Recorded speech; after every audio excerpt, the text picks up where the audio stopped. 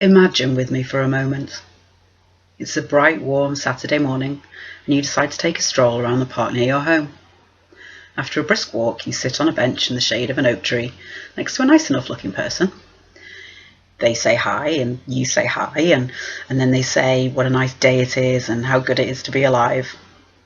And as you spend the next 15 minutes talking to them, you form an opinion of them as they form an opinion of you. There is much that can be gleaned from this brief window of time, whether they're married, have children, what they like to do in their spare time, and they can seem open and funny, charming and intelligent, and a generally good conversationalist that can tell a pretty interesting little story. But depending on who this person is, it's the next 15 minutes that can be dramatically more telling.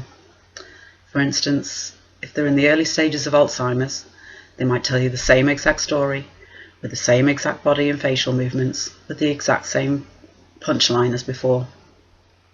If they're schizophrenic, they might start to shift in their seat and get a little too close as they're talking to you.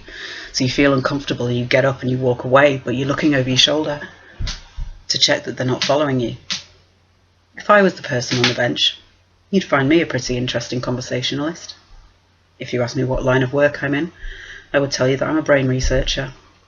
If you press me further, I would tell you that I'm a professor of psychiatry and human behaviour, and that I've spent my career teaching students and residents and graduate students all about the brain. If you wanted to know more, I would tell you about my research with adult stem cells and animal models into Parkinson's disease and chronic stroke, and that my basic research has led to the creation of 3 biotech companies, one of which has been netting profits consistently for 25 years, and another that has just been given a national award. If you still wanted to know more, I would tell you about the organisations and think tanks that I'm involved with that focus on arts, architecture and music, and that I've also served as an advisor to the US Department of Defence as an advisor on what war does to the brain. If you still wanted to know more, I'd tell you about the TV shows and the films that I've acted in, and that I also thoroughly enjoyed my past jobs as a labourer, a school teacher, a bartender and a carpenter. You might start thinking that I was making this stuff up. That was a bit of a blowhard. But even if you do think that I talk way too much, or I'm something of a bullshitter, you'd realise that as I talk to you, I look at you in the eye, and I listen carefully to what you're saying.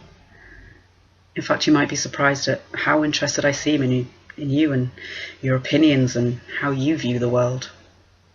If you agree to meet me again, maybe we'd become friends. And over time, maybe things I do would rub you up the wrong way. Maybe I'd upset you by not showing up to an event that you'd invited me to. Maybe I'd get caught out in a lie. But if we did become friends, we'd have a good time, because I'm basically a regular person, except for one thing. I'm a borderline psychopath.